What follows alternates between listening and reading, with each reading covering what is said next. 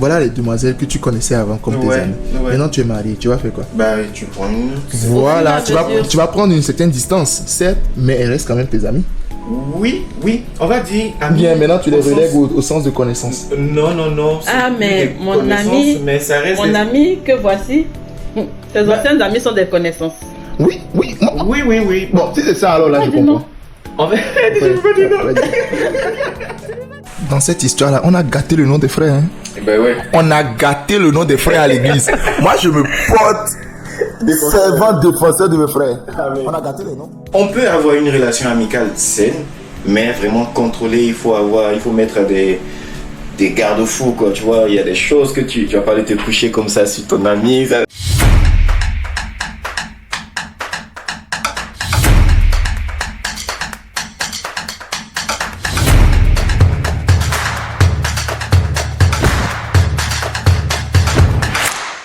Les sœurs, soyez ouvertes à l'amitié. C'est ça. Arrêtez de prendre l'amitié pour la drague. C'est pas bon. Vous tuez l'amitié. Mais quelles sont les barrières qu'un frère ne devrait pas franchir, par exemple, pour ne pas que la sœur se sente dans une... comme si le frère est en train de lui faire des avances pour passer à un autre cap. Quelles sont les barrières à ne pas franchir? Ça, là, parce que tantôt on a parlé du contact physique. En plus de ça, est-ce qu'on peut citer autre chose qui pourrait aider nos frères nos frères qui nous suivent en ce moment? Parce qu'on est dans une dynamique de leur venir en aide depuis un certain temps. Hein. Ouais. On fait des vidéos pour vous encourager les frères. Hein? Écoutez. Ça, moi je trouve que personnellement, elles sont... Les barrières là, ça va dépendre. Ça va être relatif. C'est relatif d'une personne à une autre. Ça va être relatif d'une personne à une autre. Parce que deux personnes qui ont grandi dans un environnement où la tactilité est normale. Ouais, ça ne va pas les déranger. Deux personnes qui ont grandi dans deux environnements totalement différents. Là, il y aura un clash peut-être. Ouais. Mais à ce niveau, il faudra faire aussi... Moi, c'est plus les prénoms là, les choupis, les choupinettes, ma crème, mon bébou, tout ça, non. Il y a des choses qui vont dans le mariage qui sont réservées pour les fiancés. Tu n'amènes pas ça. Du moins, c'est pour les gens qui sont en couple. Pour les mariés. Ouais. Pas pour les gens qui sont en amitié. Ouais. Non, faut faire attention. Ces prénoms, ces petits prénoms que là tu trouves petits, elle est déjà partie. Ah ouais, c'est vrai. Et c'est déjà projeté. Ouais, ça me rappelle une chose. Ma femme avait fait... La guerre. Elle m'a guéri sur ce genre de choses-là. Avant, ça me dérangeait pas personnellement que des amis m'appellent Coco, ça va. Personnellement, ça me dérangeait pas. Mais elle on t'appelait pas ça va, faut citer tout ce qu'on connaît pas. On t'a exposé, mon frère. Laisse tomber. Ça va, dessus, c'est qui va couper ça? Donc, personnellement, moi, ça me dérangeait pas, mais elle m'a fait comprendre qu'elle n'appréciait pas. Et Non, quelque chose non, c'est pas que je n'apprécie pas, c'est que c'est pas normal. Bon, que c'est pas normal. Ouais. Donc, je travaille sur ça. Aujourd'hui, bon, c'est fini. Moi, ça va. On est passé à autre chose. C'est ça le truc. Tu l'appelles Coco, chérie, bébou. Non. Et puis en seconde position, qu'est-ce que je peux dire? À part le côté... le premier truc qu'on a cité tantôt là, le contact physique. Je vais dire aussi les heures d'appel. Vous êtes de l'église.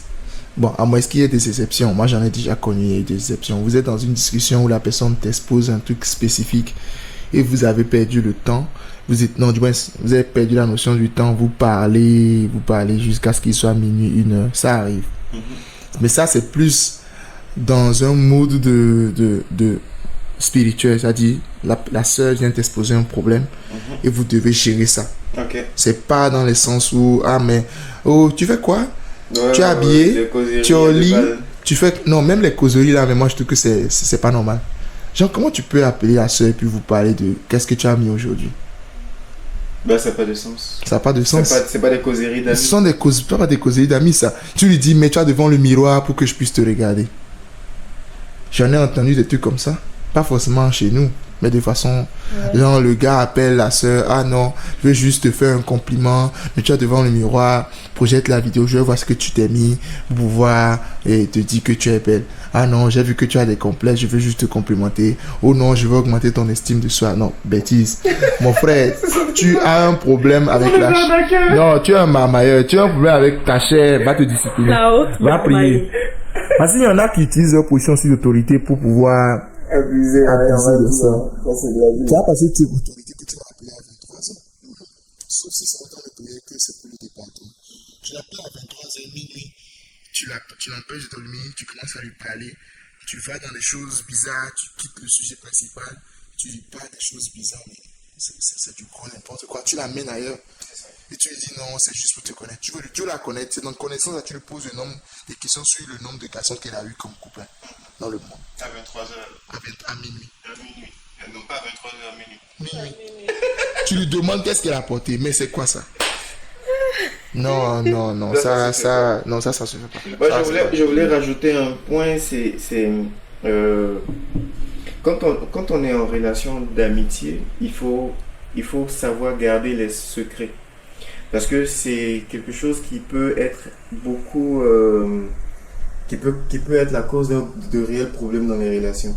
Si ton ami vient te confier un secret que tu vas le raconter ailleurs, bah, la personne peut se sentir frustrée, la personne peut se sentir trahie, parce que c'est parce qu'elle avait une certaine confiance en toi qu'elle t'a confié quelque chose qui lui était secret, qui lui était intime. Donc quand on est en relation amicale avec une sœur, il ne faut pas briser la confiance que cette personne a mis en nous, que ce soit avec une sœur ou avec un frère, vice versa. Oui. Il faut vraiment faire attention à maintenir au bon fixe la confiance qu'une personne t'accorde, parce que c'est tellement important. Se sentir trahi là, c'est comme recevoir un poignard dans le dos, quoi. Moi, j'ai envie de dire que c'est une barrière qu'il faut vraiment surveiller.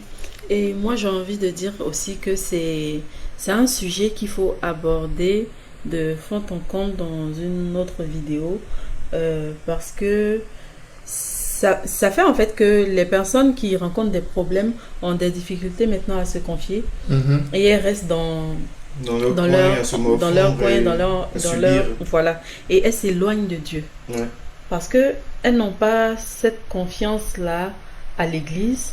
Donc en qui est-ce qu'elles vont se confier?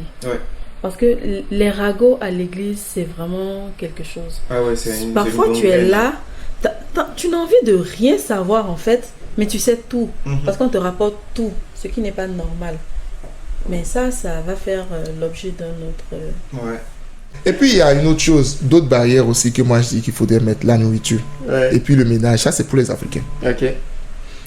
On aime trop ça. Oh non, c'est mon ami donc elle doit me faire la cuisine. Non, elle n'est pas ta chef cuisinière. Certes, vous pouvez faire un programme, elle fait la nourriture, ou bien tu fais la nourriture, bref, et puis vous mangez. Ça c'est entre amis. Même entre gars on fait ça. Entre soeurs aussi le font.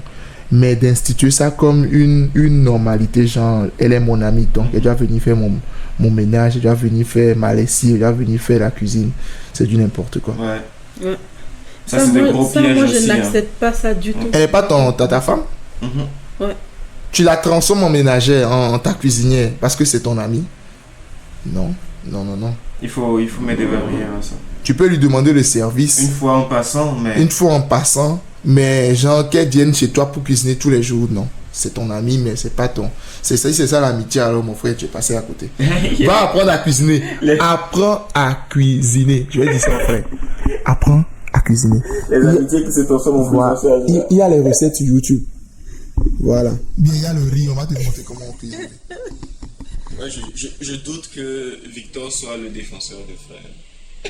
Non. Parce qu'il les aime tellement qu'il...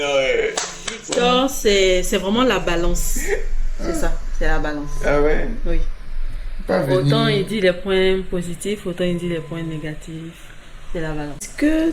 Est-ce que tu penses que un mariage, genre une amitié qui débouche sur un mariage, c'est une relation qui peut durer pour toujours? Ah oui. Moi, je trouve que ça va durer. Bon, ça va durer, c'est dans le sens où si les principes sont appliqués. Parce que c'est pas parce que vous êtes amis que ça doit forcément durer. Moi, je me suis marié dans les années 2000. Mais n'en reste pas moins que ça va durer. Parce que c'est l'amitié. Hein. Les années 2000. Là, les années 2020. Les années. On est dedans. Les amis, tu comprends. Donc, c'est une façon. Eux-mêmes, ils comprennent. Donc, tu vois. Non, mais le fait est que l'amitié, c'est deux âmes qui s'attachent d'avance. Vous rentrez dans le mariage, vous connaissez. C'est sûr que vous ne connaissez pas tout, mais vous connaissez. Mais dans le mariage, vous allez devoir être ami. Si tu n'étais pas ami avec toi, vous allez parler de Dieu de n'importe quoi. Vous êtes là, vous allez juste être spirituel en train de prier tous les jours. Là. Non. Vous devez pouvoir parler des trucs, sortir, aller au parc, aller au musée, rigoler, se donner des points, faire des chicanes inutiles. Bref, rigoler de tout et de n'importe quoi. Ouais. Ça, il y a des relations dans le monde, je vous dis, hors de l'église, qui durent toute une vie, jusqu'à 100 ans, juste en étant basées sur l'amitié. L'amitié, c'est tellement vrai, quoi. Parce que si tu n'es pas ami avec quelqu'un, tu peux pas partager les mêmes centres d'intérêt que la personne. Tu vas planifier tes vacances tout seul. La personne aussi va planifier ses vacances tout seul. Et puis, chacun prend des chemins différents. Et moi, j'ai envie de dire même que si tu n'es pas ami à ton conjoint, avec qui? Pourquoi tu es avec lui en fait? Franchement. Est-ce que c'est une relation d'intérêt? Et le jour où il n'y a plus d'intérêt? On se dit bye bye. Genre, il y en a qui se marient même pour les mauvaises raisons. C'est-à-dire pour le sexe, pour la nourriture, pour le ménage et pour certaines choses. Pour l'argent? Pour l'argent. Mais pas pour l'amitié. C'est-à-dire que toi, tu finis avec ta femme et puis la seule chose que tu as, c'est on va manger. Tu ne peux même pas t'asseoir pour parler avec elle de tout et de n'importe quoi, faire les derniers bérets sur les gens de l'église. Genre, les meilleurs bérets sont en couple. Ne fais pas les bérets avec ma les femme. amis. Hein. Bébou, big up. Elle sait le faire. Elle a là. Dépêche-toi de venir. Il y a beaucoup de sujets. Elle a là d'amener le sujet, d'amener les sujets, de les transformer en histoire extraordinaire, digne d'un film. Oh, mais on a hâte de la recevoir. Hein. Elle a là. Madame Ada, tu as là. Vous faites les bérets forts, comme ça, et puis vous rigolez. Ça fait du bien. Vous blaguez. Ça fait vous moquez des gens. Bon, ok, c'est de façon. Ouais, oui, c'est pas dans le sens. Vous vous moquez pas, mais vraiment, ça fait du bien. Vous sortez, vous allez au centre commercial, vous sortez ensemble, vous allez quelque part, et puis vous tenez la main, vous parlez des choses, vous regarde. Moi, j'ai mon frère qui avait sa femme, et quand ils sortent, parle de tuer de n'importe quoi, ils rigolent. Ah, mais tu trouves pas que ils vont dans des délits, même tu te dis, mais c'est quoi ces délits bizarres? Mais c'est l'amitié. Tu n'es pas ami avec ta femme, vice-versa, vous êtes là. Seule chose, c'est prier, aller à l'église. Les étrangers vous réunissent. Et puis, quand les enfants viennent, toute l'attention est sur les enfants. Ouais. Parce qu'ils n'ont pas vous n'avez pas de vie. À avoir de trucs en commun. Quand les enfants vont partir, les égoïstes. Parce que les enfants, ils sont égoïstes. Tu es du même avis que moi. Hein. Ils sont égoïstes. Quand le mois va venir, le garçon va voir une meuf, une femme. On va aller dans les mots du monde. Les mots qui sont... Parce que tout le monde peut écouter ce pote. Mais quand il va voir une demoiselle, une meuf qui va lui plaire, et il va dire, papa, maman, je vous aime. Moi, je m'en vais. Mais voilà, mon cœur est là-bas. Tu vas conseiller zéro. Et puis maintenant, toi qui t'es mal comporté avec ton conjoint, tu te retrouves maintenant avec lui. Et vous regardez dans les yeux. Et vous regardez. Vous n'avez rien à vous dire. Vous allez vous dire quoi? Et les divorces, c'est là-bas que beaucoup divorcent. Ouais. Ou alors beaucoup divorcent même en interne sans que ça soit en externe. C'est ça. Oui, les enfants sont grands, ils sont partis, on n'a plus d'intérêt en commun. C'est mieux qu'on se sépare.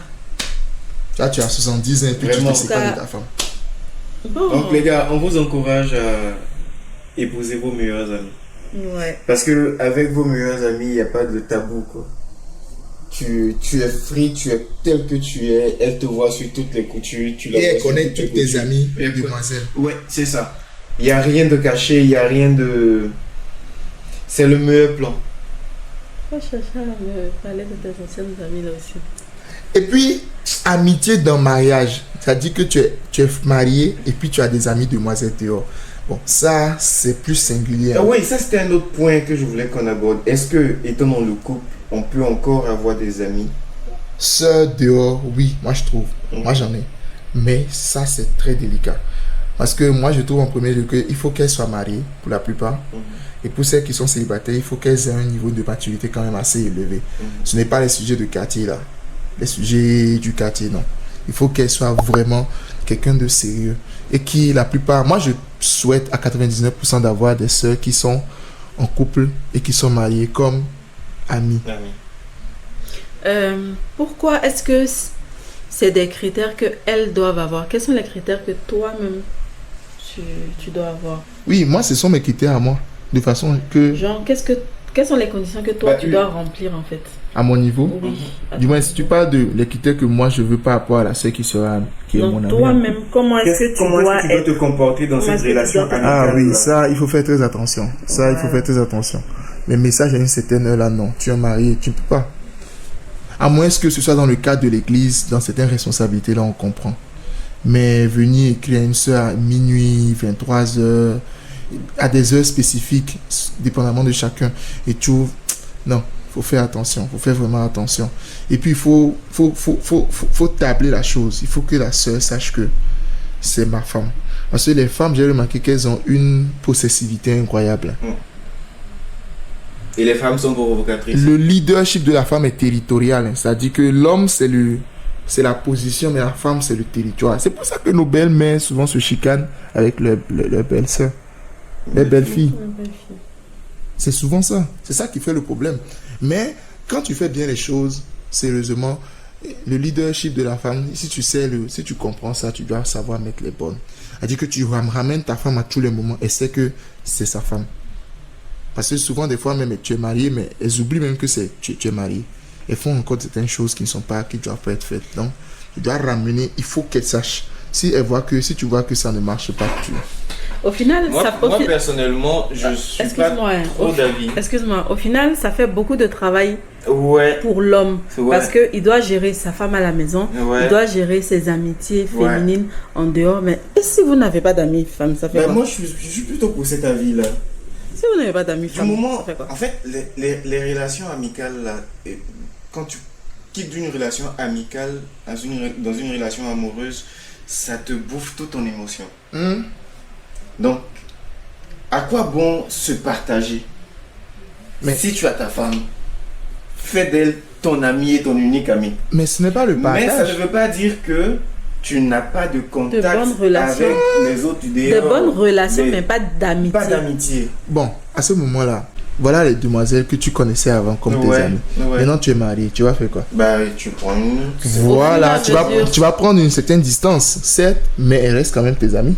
Oui, on va dire amis. Bien, maintenant tu les relègues au sens de connaissance. Non. Ah, mais mon ami, mais ça reste mon ami que voici, ses anciennes amies sont des connaissances. Oui. Oui.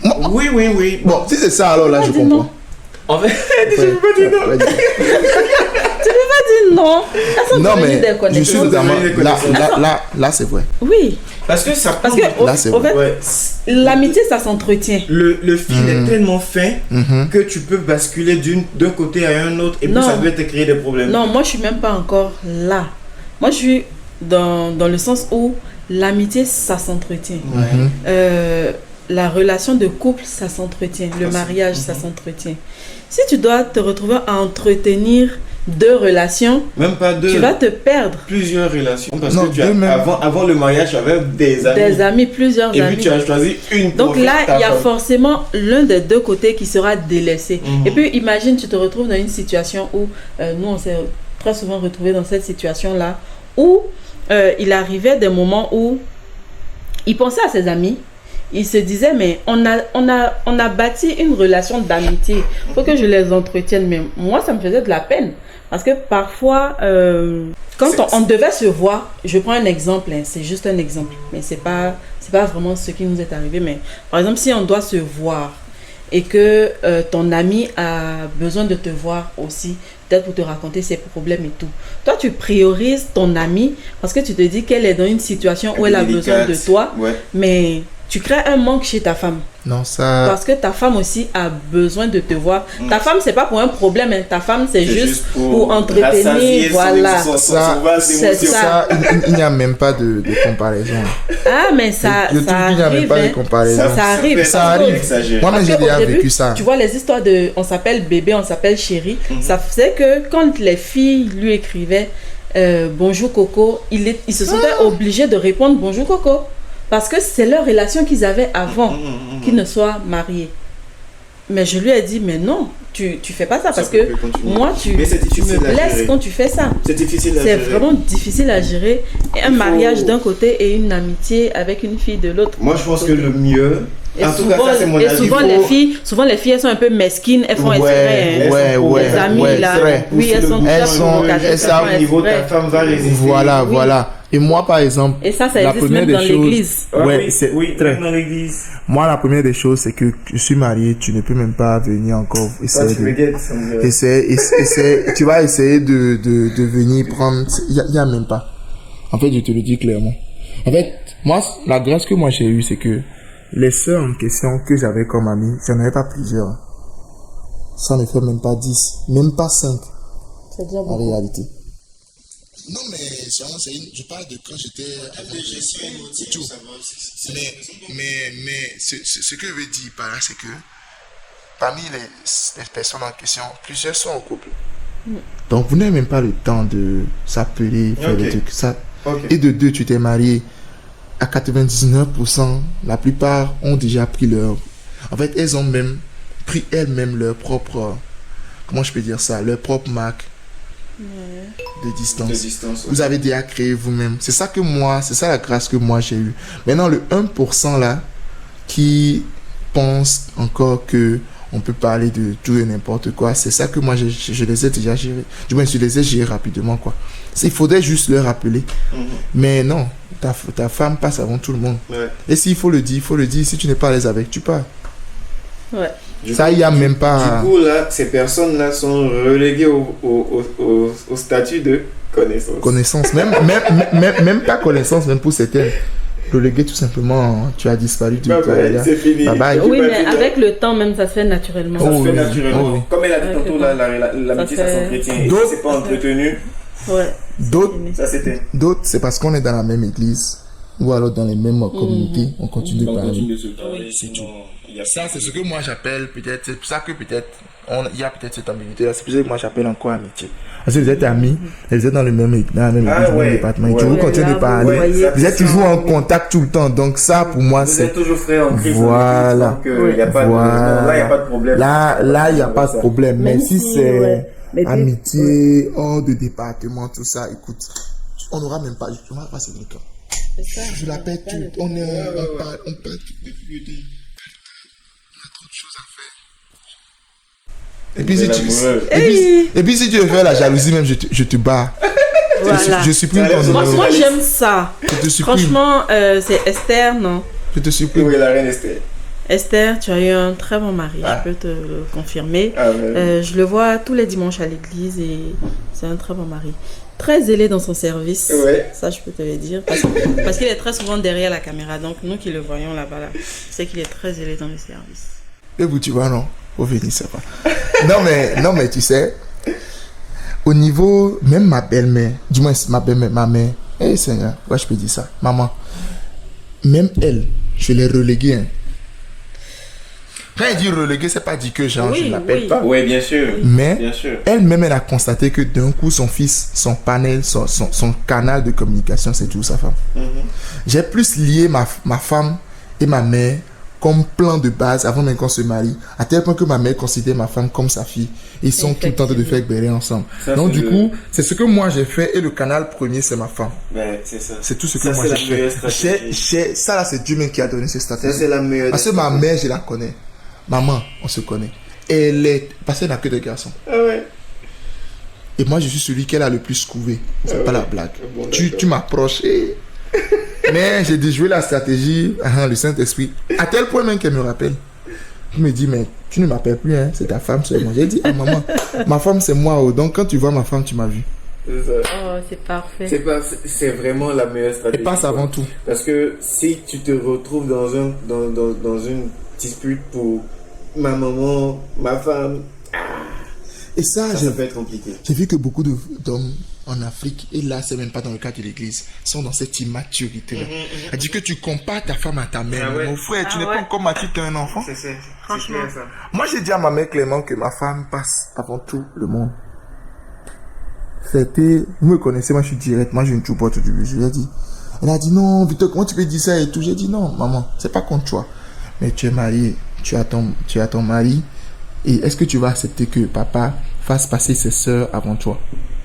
Ou bien fasse passer ses amies filles, ou bien ses collègues avant toi? Non. J'ai vu mon père faire passer ma mère avant tout le monde, y compris ses enfants. Elle dit que vous avez un problème avec ma mère. Mon père rentre dedans, même si vous avez raison. C'est vrai que comme je suis puni. Ma mère est toujours défendue depuis que moi l'a grandi. Ça fait que mon père fait que ma mère a toujours raison, peu importe quelle est raison ou pas. Mais j'ai dit, maman, c'est la politique que mon père a appliquée à la maison. Pourquoi veux-tu que moi j'applique comme ça? Tu ne reproduis que ce que tu as vu. Je ne reproduis que ce qui marche. Oui. Parce que les enfants sont de grands manipulateurs. C'est ça. Et ingrat. Tu l'as dit. Très égoïste. Donc, toi-même, tu es le parfait exemple de l'enfant ingrat. Donc, elle le sait. Donc, du coup, vaut mieux se lier d'amitié avec ma femme. Ouais. Franchement, c'est parfait. Je pense qu'on a fait le tour du sujet.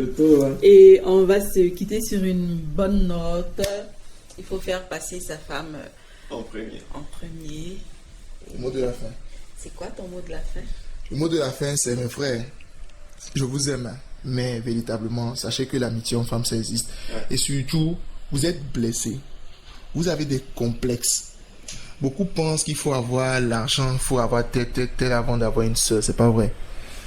Sachez que l'amitié, c'est ça qui va te permettre de dénicher la bonne femme. Et puis, rassure-toi que toi-même, tu enlèves tes blessures là devant le Saint-Esprit. Et puis le reste, ça passe. Sinon, il y a plein de pépites à l'église. Maintenant, quelqu'un m'a dit que pourquoi Victor s'est marié hors de l'église. Victor, je la connaissais depuis. Moi, je la connaissais avant même que l'église ne soit créée. Donc, vous voyez. Il se défend en même temps. Parce que beaucoup de sœurs vont penser que lui, il parle de prendre à l'église, mais tu es allé dire non. Avant que Vaz Donneur, Chicoutini le soit, nous fume. Et on était dans la même église, donc vous voyez, c'est ça. Voilà. En tout cas, nous, on a hâte de découvrir la sœur Esther, Madame Ada. On t'attend impatiemment. Il y a une place déjà réservée dans mon département. Donc, tu as la recruter chez les couples d'honneur ou bien c'est qui aussi? Elle est recrutable partout, dans tous les départements. Elle est de la com, hein. On a les départements comme mais on a la com du pasteur. Oui, on a tout ça. On a la com du pasteur. On a la gestion des cultes. En fait, il y a la place pour toi. Viens. En tout cas, on t'attend un peu. Bon, mon mot de la fin.